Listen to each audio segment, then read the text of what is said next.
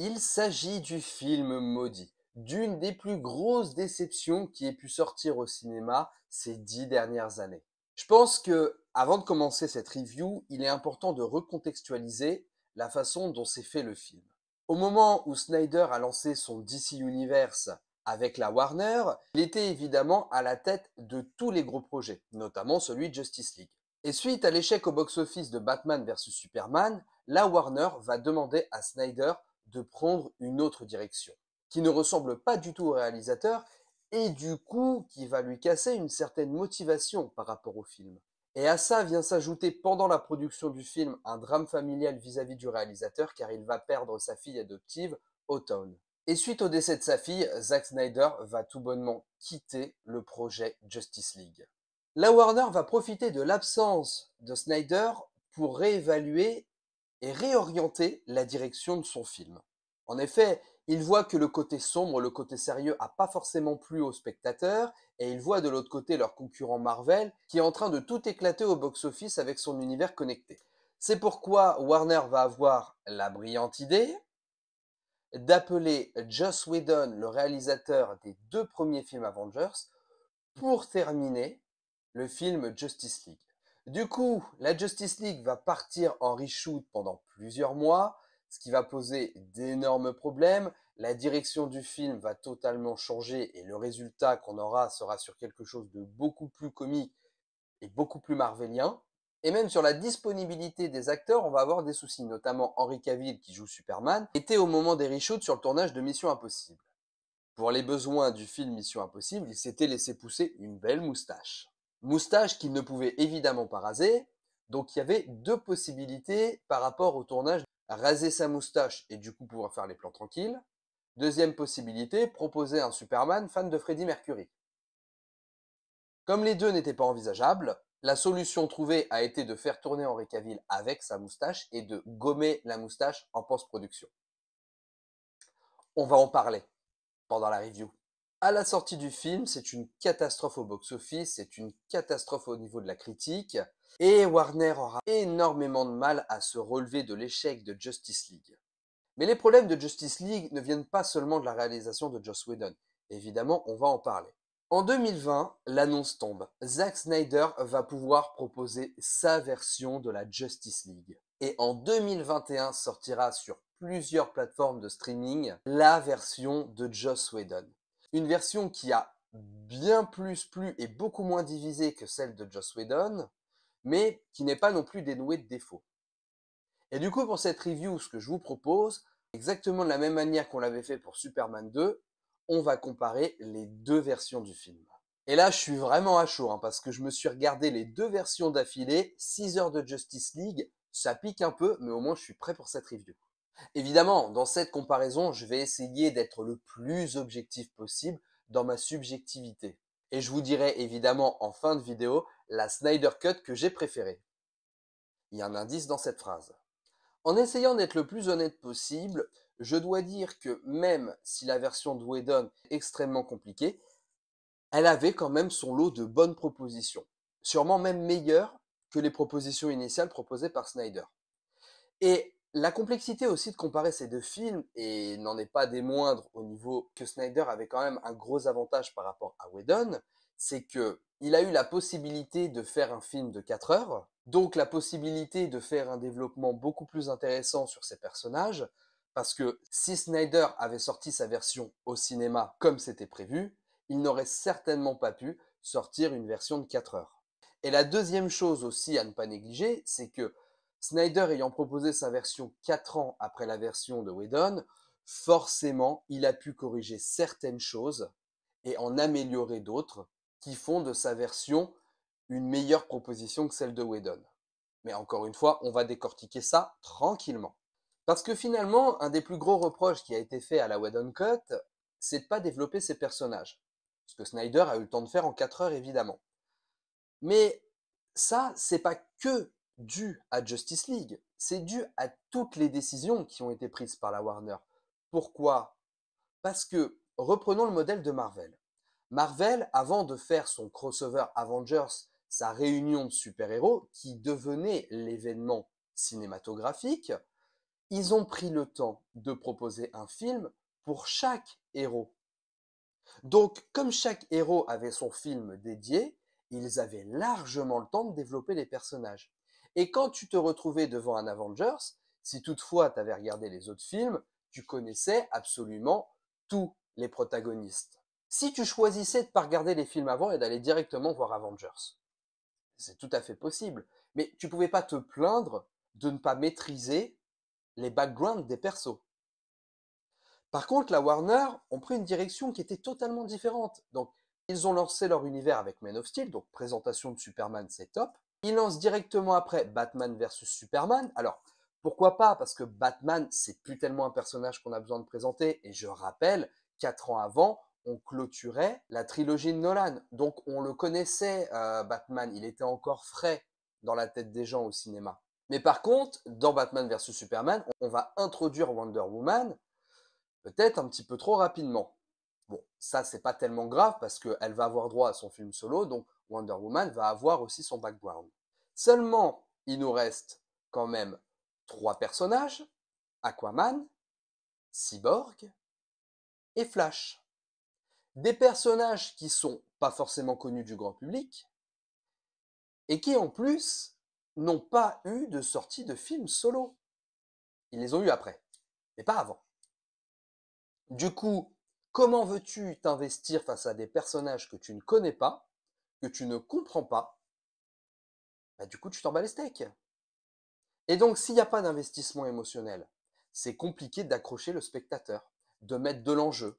Et en plus, scénaristiquement, et là, c'est de la faute de Whedon, l'ambiance sur le plateau de tournage, ça a été dénoncé par Ray Fisher, qui joue Cyborg, l'ambiance de tournage a été catastrophique. Gal Gadot l'a d'ailleurs confirmé, où Whedon était à base de menaces vis-à-vis de ses acteurs. Par exemple, il a balancé à Gal Gadot, je peux arrêter ta carrière d'un claquement de doigts ou quelque chose comme ça, donc tu fais ce que je te dis. Et autant te dire que les clashs qu'il a eu avec Ray Fisher se ressentent dans le film, parce que Cyborg, il est totalement gommé du film. Totalement. Il est anecdotique. Et quand tu regardes la Snyder Cut, donc encore une fois, la Snyder Cut qui prend le temps du coup de développer ses personnages, mais encore une fois, c'est parce que Snyder avait la chance de pouvoir le faire. Mais le développement de Cyborg, il est dingue. Il est dingue. Cyborg, il est central à l'histoire de la Justice League parce qu'il est relié directement aux boîtes mères. Et donc forcément, le fait qu'on ait un background sur Cyborg, de le voir dans son accident de voiture, de voir la déception qu'il avait face à un père absent, un père qui essaye de se rattraper en lui sauvant la vie d'ailleurs, qui va avoir un plus gros impact émotionnel parce que dans la Whedon Cut, le père de Cyborg, bon, tu vois qu'il y a un conflit familial et puis à la fin ils bossent ensemble, ok.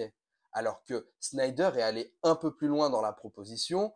Quand Cyborg va sauver son père va carrément se sacrifier et mourir sous les yeux de son fils, mais en ayant rétabli quelque part cette histoire d'amour du père vis-à-vis de son fils. Donc autant te dire que l'investissement émotionnel, il est beaucoup plus impactant. Finalement, je pense des personnages, même dans la Snyder Cut, c'est Flash qui est le moins développé. Mais là où Flash est moins développé, c'est qu'il va être un pionnier dans le climax final. Cyborg aussi d'ailleurs. Et tu vois, c'est ça qui est top, c'est que on n'a pas réduit le dénouement final à Batman et Superman. Alors, Whedon a proposé quelque chose, encore une fois, d'un peu plus marvelien qu'il avait déjà fait dans son Avengers, en combinant un petit peu les performances de chacun pour le dénouement final. Mais l'image était tellement dégueu, mais tellement dégueu, t'avais l'impression de regarder un jeu vidéo. La CGI, elle fonctionne pas, et puis il y a une colorimétrie sur le climax final qui est insoutenable, c'est rouge au possible, là où Snyder va nous proposer une colorimétrie beaucoup plus sombre tout en restant suffisamment éclairé pour voir les personnages, mais tu as vraiment cette ambiance lugubre de nuit, etc., qui fonctionne beaucoup mieux. Et de l'autre côté, Whedon, c'est vrai qu'il aime bien mettre en scène un petit peu le civil, donc on va avoir cette famille de Russes qui va être sauvée par Flash, mais finalement qui sert pas tellement de propos et qui apporte des petits éléments humoristiques que t'attends pas à ce moment-là du film. Et même au niveau de Batman, le traitement de Batman sur le final, quand il part un petit peu au casse-pipe qu'il est sur le point de se faire tuer et que tu as tous les autres héros qui sont là, oui, t'inquiète pas, on est là, elle nous a dit qu'il fallait te sauver, etc. Tu vois, ça, c'est des petits éléments qui peuvent fonctionner, mais qui rendent le truc un peu crédule. Là où Snyder va te proposer vraiment un climax où tout le monde part au casse-pipe ensemble, unis, et où tout le monde va s'aider les uns envers les autres.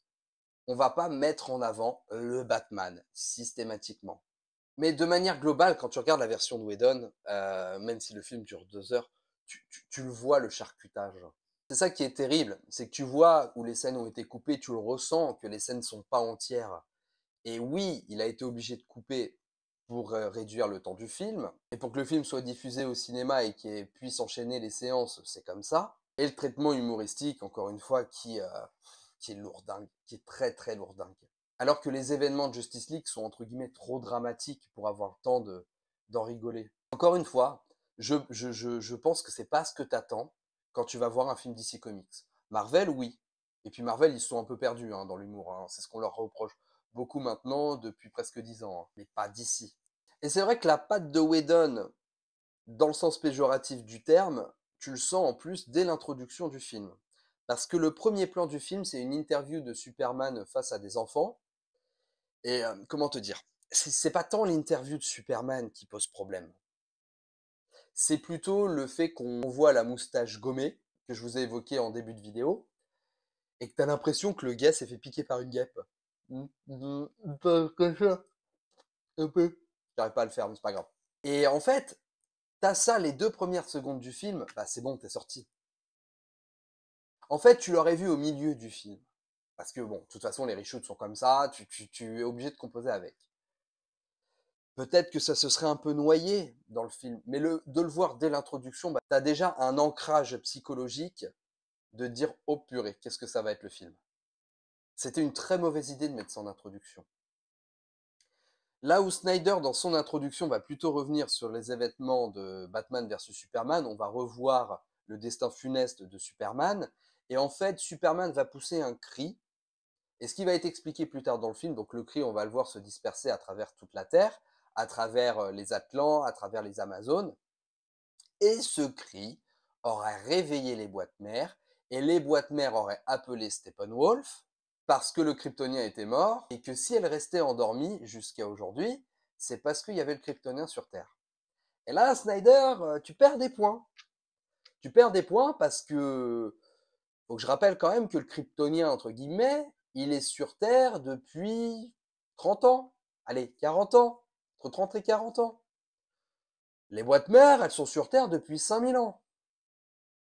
Alors explique-moi à quel moment elles se sont pas décidées à se réveiller avant que Superman arrive sur Terre. Donc là, ça va pas. Là, Snyder, t'as fait le couillon niveau scénar. Et c'est pas la seule connerie qu'il a fait.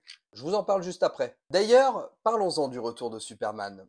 Le traitement sur la résurrection de Superman dans les films, et là je suis obligé de l'avouer, est mieux traité dans la version de Whedon. Je vous explique. Dans la Snyder Cut, lorsqu'ils parlent du pouvoir des boîtes mères, de sa technologie et de ses possibilités, ils comprennent que grâce à l'énergie des boîtes mères, ils auraient la possibilité de ressusciter Superman. Super. Et tout le monde semble d'accord avec l'idée de ressusciter Superman. Alfred émet des réserves à Bruce, mais j'ai envie de te dire, c'est cohérent avec le personnage, parce que Alfred a ce côté paternaliste avec Bruce Wayne, et il est toujours en train de le mettre en garde pour tout. Donc c'est cohérent pour le personnage, mais ça crée pas d'enjeu particulier. Et finalement, le seul enjeu face à la résurrection de Superman, c'est est-ce que ça va marcher, est-ce que ça va pas marcher. Et le gros problème dans les résurrections, c'est que tu désamorces les enjeux. Parce que tu pars du principe que si quelqu'un est tué, il peut être ressuscité. Un des plus gros défauts de Dragon Ball.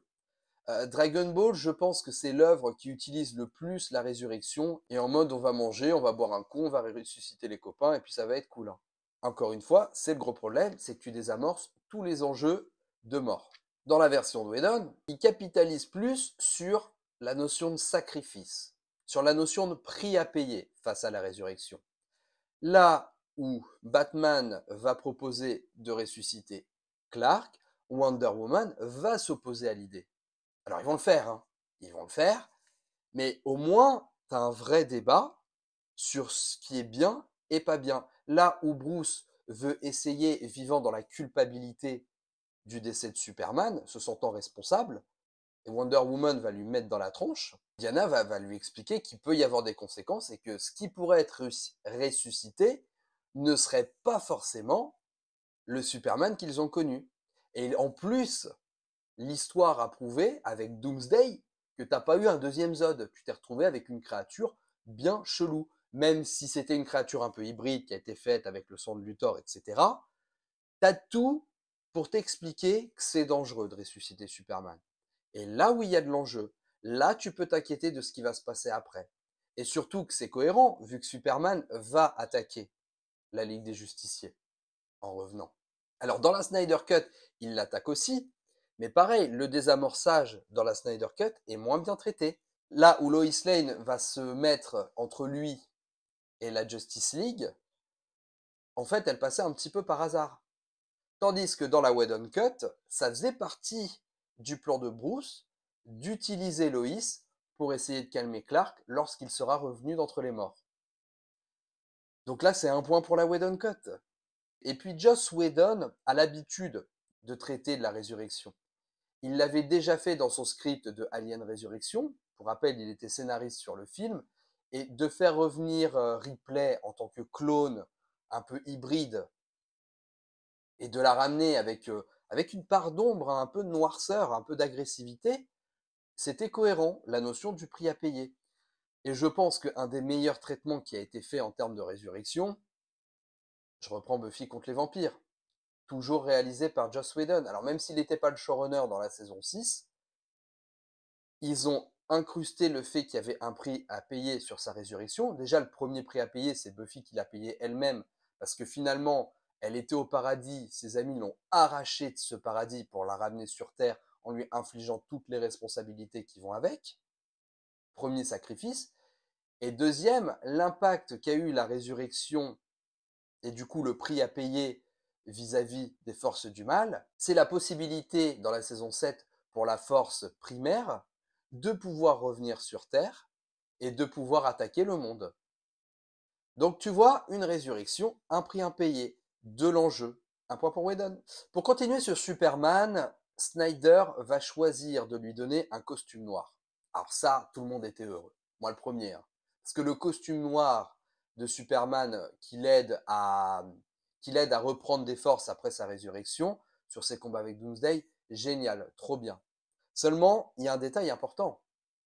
C'est que Whedon a eu l'idée après. Encore une fois, il a profité de ces 4 ans de réflexion supplémentaire pour améliorer son personnage et lui proposer le costume noir. Mais la réalité, c'est que Henry Cavill a tourné les plans avec un costume bleu et rouge et que le noir a été fait en post-production. Alors, ça valorise totalement le Superman, ça propose un nouveau design, ça fait vendre plus de figurines. Un point pour Snyder, mais encore une fois, il avait l'avantage de pouvoir y réfléchir après la sortie de celui de Whedon. Tant qu'on parle de design, faut qu'on parle du design du grand méchant, Steppenwolf. Pourquoi Whedon? Pourquoi Whedon t'as fait ton boudin et t'as dit moi c'est ma version, donc je ferai ma version de Steppenwolf. Pourquoi? Je te signale que le design de Steppenwolf, on le voyait déjà dans Batman vs Superman. Qu'est-ce qui t'a pris de le changer et de nous présenter ce bonhomme avec un chapeau? Franchement, qui a eu peur de Steppenwolf dans la Justice League?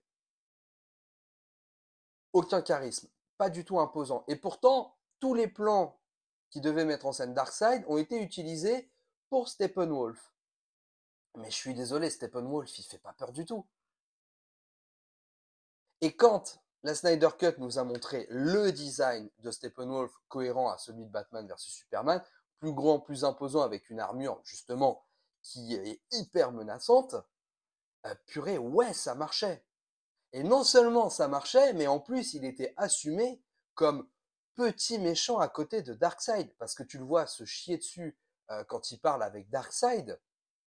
Donc déjà, rien qu'un Steppenwolf menaçant qui flippe devant Darkseid, purée, là ça mettait de l'enjeu. Là ça annonçait du lourd pour la suite.